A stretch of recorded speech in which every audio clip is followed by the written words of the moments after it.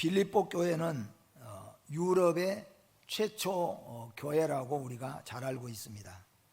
그러면서도 후세의 모든 교회의 모범이 되는 아름다운 교회라고 평가하고 있습니다. 또 사도 바울이 직접 빌립보 교회는 아름답고 복된 교회라 그렇게 우리에게 알려오고 있다는 것을 잘 압니다. 근데 중요한 것은 이렇게 모범이 될 만큼 아름답고 복된 이 빌립보 교회에도 문제는 있었다는 겁니다. 그래서 문제도 있었고 끊임없이 힘써가야 될 권면이 필요한 교회가 또한 빌립보 교회였다는 것입니다. 그 말은 다르게 표현하면은 우리 교회가 하늘에 있는 천상교회가 되면은 그럴 리는 없겠지요. 그러나 지상에 있는 교회는, 이 세상에 머물러 있는 교회는 아무리 아름답고 은혜로운 교회라고 할지라도 사람이 모이는 곳이기 때문에 시험과 문제거리가 끊어지지 않을 리가 없다는 거죠. 또 이 세상에 머물러 있는 동안에는 아무리 교회가 아름다운 교회라고 할지라도 그래도 권면이 꼭 필요하다는 겁니다. 오래된 교회, 우리 교회가 30년 이상 예수 믿는 사람들, 이런 사람들만 다 우리가 모여 논다고 할지라도 권면은 더 필요할 줄로 압니다. 그 말은 뭐냐면은 이 세상에 있는 우리 사람, 우리 성도는 부족하기 때문에 계속해서 힘써 가야 되고 노력해 가야 되고 성령의 지시와 은혜를 받아가야 된다는 것을 우리에게 보여주고 있는 내용입니다. 그래서 오늘 이 말씀을 보면서 아름답고 복된 모범이 되는 빌립보 교회에도 문제거리가 많이 있었다는 것을 기억하고 우리 모두가 다 자신의 부족함과 연약함을 깨닫고 권면의 은혜를 받고 이런 교회가 일치가 되어서 하나님께 영광을 돌리는 아름다운 교회로 발전되어 갈 수 있도록 힘써야 되겠다 하는 의미에서 오늘 교회의 일치라는 제목으로 말씀을 드리게 됩니다. 오늘 말씀 가운데서는 복음에 합당한 삶을 살아야 되는 것을 말씀하고 있고 복음 신앙의 사수를 위한 협력과 분투를 권면하고 있습니다. 또한 교회의 협력과 일치를 위해서 권면하고 있는 바울을 우리가 찾아볼 수가 있습니다. 빌립보 교회는 바울에 대한 사랑도 충분했고 또한 복음 전파에 대한 열정도 있었던 것은 사실이지만 빌립보서 4장에 나가서 보면은 성도들 간에 하나로 연합하지 못하고 분쟁하는 상태에 있었던 모양을 우리에게 설명해 주고 있습니다. 우리 잘 아는 고린도 교회가 은사도 충만하고 인재들도 충만했지요. 그래서 고린도 교회가 물질도 풍성했고 사람도 풍성했습니다. 그랬던 이 고린도 교회, 은사까지도 풍성했던 고린도 교회에도 다툼이 있었고 어려움이 있었기 때문에 우리 주님께서 어린아이와 같은 교회라 그렇게 표현했습니다. 이런 것을 볼 때 조금 전에 말씀한 것처럼 우리 모두는 다 권면이 필요한 사람이다. 더 다르게 표현하면 더 자라가야 되고 계속해서 성장해 가야 되고 성령의 인도를 받아야 하는 성도라는 것을 우리가 잊지 말고 오늘 이 말씀을 받아야 될 줄로 믿습니다. 교회가 일치 단결하는 가장 중요한 원리는 뭐냐? 그리스도 안에서 하나이기 때문이라고 하는 것입니다. 그 말은 모두의 마음속에 오직 그리스도를 품고 사는 것을 말씀합니다. 그리스도를 바라보고 그리스도를 목표하고 그리고 그리스도를 전하고 그분의 영광만이 교회에 충만하도록 하는 것입니다. 온 교회 성도들이 다 같이 그리스도를 바라보고 그리스도를 목표하고 그리스도를 전하고 그분의 영광만이 우리 가운데 또한 우리 교회 안에 충만하도록 원하는 것입니다. 어차피 교회는 그리스도의 몸이기 때문에 그렇다는 것입니다. 그러면은 교회는 그리스도 안에서 이 일치를 위해서 기억해야 될 것은 아름다운 영적 교제가 절대적으로 필요하다는 겁니다. 우리 성도 여러분, 아름다운 교제가 없이 교회는 성장할 수도 없고 교회는 아름답게 자랄 수가 없어요. 그러니까 반드시 교제가 있어야 된다는 거죠. 그런데 어떤 교제가 필요하냐 하면은 아름다운 영적 교제가 필요하다는 겁니다. 영적 교제가 필요한 이유는 아까도 말씀한 것처럼 우리 모두가 다 부족하기 때문에, 연약하기 때문이라는 겁니다. 권면이라, 그래서 첫 번째는 그리스도 안에서의 권면이 필요하다는 거죠. 조금 전에 말씀드렸잖아요. 교회는 목사님이 됐건 장로님이 되었건 간에 권면이 필요합니다. 근데 믿음의 생활을 하다 보니까 내가 초신자 때보다도 내가 목사가 된 뒤에 권면이 더 필요해요. 그것은 뭐냐 하면은 그 정도 되었으니까 이제는 수십 년 예수 믿었고 수십 년 목회를 했으니까 남의 이야기 들을 필요 없고 이제는 다 알 것 같지만은 절대 그렇지 않다는 거예요. 우리는 전부 부족하기 때문에 권면이 필요해요. 그런데 여기서 우리가 잊지 말아야 될 것은 신앙의 연조가 자라면 자랄수록, 그리고 그 교회의 신급이 올라가면 올라갈수록 더 권면이 필요하다는 거예요. 더 필요한 권면이 있다는 것을 절대로 잊지 말자는 겁니다. 권면이라고 하는 말은 곁으로 부르다라는 뜻이 됩니다. 교회에는 예나 지금이나 믿음이 약하거나 시험에 든 성도들이 나타나기 마련입니다. 그럴 때 그들을 소외시키는 것이 아니라 그들을 잘 권면해서 일어서도록 하는 일인 것입니다. 그때 특히 주의할 것은 하나님의 말씀에 근거하여 권면하는 것입니다. 그래서 우리는 권면을 할 때는 꼭 주의해야 될 것은 하나님의 말씀 안에서 권면해야 되고, 권면은 꼭 위에 사람이 아래 사람에게만 하는 것이 아니라 오래된 성도일수록 권면이 더 성경에 보니까 필요하다는 것을 잊지 말자는 겁니다. 두 번째는 사랑의 위로라고 말씀하고 있습니다. 위로라고 하는 말은 설득하고 격려하는 일입니다. 사랑 없는 위로는 진정한 위로가 아닙니다. 그리스도께서 교회를 사랑하신 것처럼, 바울이 빌립보 교인들을 사랑한 것처럼 성도들 서로가 연약한 가운데 있는 형제들을 사랑으로 위로해야 한다는 것을 우리에게 말씀해 주고 있는 거예요. 그러니까 교회는 정말로 권면이 필요하고, 또 교회는 사랑의 위로가 필요하다는 것이죠. 그리고 또한 성령의 교제가 필요하다. 그러니까 아름다운 교제는 인간적으로 우리가 지연, 학연, 혈연 뭐 이런 걸로 우리가 교제하는 것이 아니라 성령 안에서 교제하는 것이죠. 그것이 꼭 필요하다는 겁니다. 성령의 교제는 교회의 힘입니다. 교회의 성령의 교제를 떠나면은 인간적인 교제가 되어버리고, 인간적인 교제에는 결국 파당이 생긴다는 것을 우리가 너무 잘 알고 있지 않습니까? 서로 간에 친하고 그저 죽고 못 살 만큼 가깝지만은 어떤 이득의 문제, 경제적인 문제가 있거나 명예 문제가 있거나 직분의 문제가 있을 때는 서로가 다툼이 일어나고 또 어지럽게 되는 그런 관계를 우리가 많이 체험해 봅니다. 그렇기 때문에 교회는 철저하게 성령 안에서 하나 되는 교제가 필요하다는 것입니다. 그리고는 또한 긍휼과 자비가 필요하다라고 말씀합니다. 긍휼은 이웃의 사정과 아픔을 마치 내 일처럼 여기는 것입니다.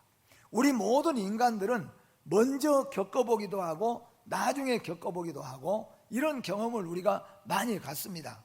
그런데 특별히 우리 예수 믿는 믿음의 성도는 우리가 예수님의 긍휼과 자비, 하나님의 긍휼과 자비가 아니면 우리는 멸망받을 자잖아요. 우리는 지옥불에 떨어져야 되고, 우리는 세상 속에서 버림을 받아야 합당할 우리 인생들이에요. 그런데 하나님께서 우리에게 긍휼과 자비를 베풀어 주셔서 예수님이 우리 대신 이 땅에 사람 몸 입고 오시고, 예수님이 우리 죄짐을 지시고 십자가에 대신 죽으시는 이 큰 자비와 긍휼을 우리가 얻은 자예요. 그렇기 때문에 우리는 더욱 교회 안에서 더 어려운 자들을 위해서, 믿음이 약한 자들을 위해서, 또는 시험에 든 자를 위해서 우리가 긍휼과 자비를 잃지 말아야 되겠다 하는 겁니다. 그 종류 중에 하나이지만, 제가 고등학교를 다닐 때 우리 친구 중에 하나가 복싱 선수가 있었어요. 그 복싱 선수가 그래도 이런저런 대회에 나가서 메달도 따고 그런 선수예요. 그런데 갑자기 복싱을 중단하게 됐습니다. 왜 그렇게 중단하느냐 물어보니까 먹지를 제대로 못하니까, 너무 가난하니까, 고향이 전라북도인데 와서 자취생활을 하다 보니까 먹는 것은 없고 땀은 빼고 이게 주먹질을 해야 되니까 빈혈이 일어나고 코피가 나고, 그래서 더 이상 운동할 수가 없다고 그랬어요. 그런데 우리가 식당에 모여서 이야기를 하는데 그 식당에 있는 아저씨가, 주인 사장님이 우리를 불러서 그 아이를 데려오라고 그러더라고요. 아이를 데려왔어요. 그런데 그분이 이렇게 말씀하시더라고요. 너 정말로 배고프냐? 예, 배고파서 더 이상 운동을 못해서 그만두기로 했습니다. 그랬더니 그분이 이런 말을 하더라고요. 나는 돈은 없지만 우리 집이 식당을 하니까, 큰 식당은 아니지만 식당을 하니까 아침, 점심, 저녁은 마음대로 너 먹을 수 있도록 지금부터 내가 허락할 테니까 네가 고기 먹고 싶으면 고기 먹고 마음껏 세 끼 먹도록 해줄 테니까 운동 접지 말고 운동을 해라. 그러면서 그분이 눈시울을 흘리면서 하는 말이, 자기도 어렸을 때 너무 어렵고 힘들어서 학업을 도저히 할 수가 없었는데 여러 사람의 도움을 받아놓으라고, 나는 돈은 없지만 식당 하니까 밥은 먹여줄 수 있으니까 너 오늘부터 우리 집에 와서 삼시세끼 꼭 점심, 아침, 이렇게 저녁 먹고 힘써서 한번 운동을 해라. 그래서 그 친구가 다시 거기서 아침, 점심, 저녁 잊어먹고 먹으면서 운동을 하기 시작해서, 그래서 우리나라에서 동메달도 따고 그렇게 했던 것을 기억해 봅니다. 이게 어떻게 보면은 내가 받았으니까 나도 어려운 자를 위해서 긍휼과 자비를 베푸는 겁니다. 그 중에 여러분과 저는 영적으로 우리가 새 생명을 얻는 구원을 얻었잖아요. 그렇기 때문에 믿음이 연약한 자들을 위해서 우리가 긍휼과 자비를 베푸는 것은 너무나도 우리가 당연한 일이라는 것을 성경에서 우리에게 가르쳐주고 있습니다. 또한 성도들이 그리스도 중심의 삶을 살 때 교회를, 우리가 일치를 시킬 수 있음을 말씀하고 있습니다. 마음을 같이 하라는 것입니다. 마음을 같이 하라는 것은 서로 한 가지 일만 생각하는 것입니다. 우리 모두가 한 가지 일을 생각할 것이 무엇이겠습니까? 그것이 곧 예수 그리스도인 줄로 믿습니다. 우리 그리스도의 사랑이나 교훈을 생각하지 않고 각자 자신의 이해와 취향만을 생각한다면 결코 같은 마음을 품을 수가 없을 거예요. 그래서 우리 모든 성도들은 오직 예수 그리스도만 생각하자 하는 것입니다. 또 같은 사랑을 가지라는 것입니다. 여기에 같은 사랑이란 사랑의 대상이 일치해야 한다는 뜻입니다. 그 사랑의 대상 역시 누구입니까? 바로 예수 그리스도인 겁니다. 우리 모든 성도가 다 같이 누구를 먼저 사랑하냐면은 예수님을 먼저 사랑하는 거죠. 우리 말에도 그랬죠. 사랑을 하게 되면 일반적으로 마음이 누그러지고 친절을 베풀게 된다는 거예요. 그런데 그 중에서 뭐예요? 예수님을 사랑하고 예수님을 우리가 배우게 되면은 저절로 우리가 성도들 가운데서도 사랑으로 위로할 수 있기 때문이라는 겁니다. 또는 뜻을 합하라는 겁니다. 지식이나 감정만이 아니라 전인적으로 누구 뜻을 좁혀야 되겠습니까? 우리 교회에서 누구 뜻에 맞춰야 되겠습니까? 아무리 기도하는 사람이라고 할지라도 그 사람의 생각이 틀릴 수도 있고 그 사람의 말이 잘못될 수도 있어요. 그렇기 때문에 온 성도들은 다 같이 하나님의 뜻을 따라야 되고 하나님의 뜻을 쫓아나가자, 그런 뜻입니다. 그리고 한 마음을 품으라고 성경은 말씀합니다. 에베소서 4장 4절에서 6절 말씀 같이 우리 다 같이 읽어봅니다. 몸이 하나요 성령도 한 분이시니 이와 같이 너희가 부르심의 한 소망 안에서 부르심을 받았느니라. 주도 한 분이시요 믿음도 하나요 세례도 하나요 하나님도 한 분이시니 곧 만유의 아버지시라. 만유 위에 계시고 만유를 통일하시고 만유 가운데 계시도다. 아멘. 우리는 곧 한 마음을 품어야 돼요. 누구의 마음을 품느냐 하면은 하나님의 마음을 내 안에다가 품으라는 겁니다. 우리 모든 교회 성도들은 다 같이 하나님의 마음을 품고 함께 나아가는 교회의 일치를 이루는 한 몸인 것을 기억하시기를 바랍니다. 그래서 교회의 일치를 위해서 우리 성도들이 지녀야 될 덕목을 또한 여기서 말씀하고 있습니다. 첫째는 이렇게 말씀합니다. 다툼을 피하라 그랬어요. 다툼을 피하라. 여러분, 다툼이 왜 생깁니까? 다른 사람보다 나 자신을 먼저 내세우기 때문입니다. 다른 사람보다 나를 먼저 앞세우면 결코 화합이 이루어질 수가 없습니다. 그래서 우리 온 성도 여러분들은 꼭 잊지 말고 기억해야 될 것은 교회에서 특별히 절대로 어떻든 간에 다툼을 일으키지 마시고 다툼을 피하시기를 바랍니다. 심지어는 우리가 좋은 일하다 전도하고 교회 일하면서도 다툼이 일어날 때가 있습니다. 서로 의견을 앞세우다 보면은.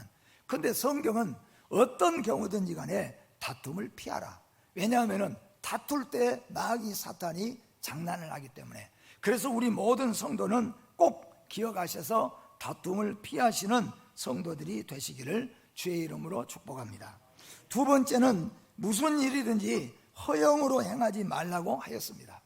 물론 일을 하겠는데 다 열심히 하겠지만은 하다 보면은 나도 모르는 사이에 허영심이 내 안에 들어갈 때가 있다는 거예요.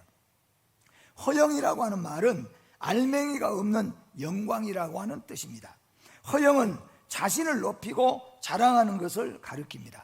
자신을 남보다 높게 생각하고 자신을 자랑하는 사람은 절대로 남과 화합할 수가 없다는 겁니다.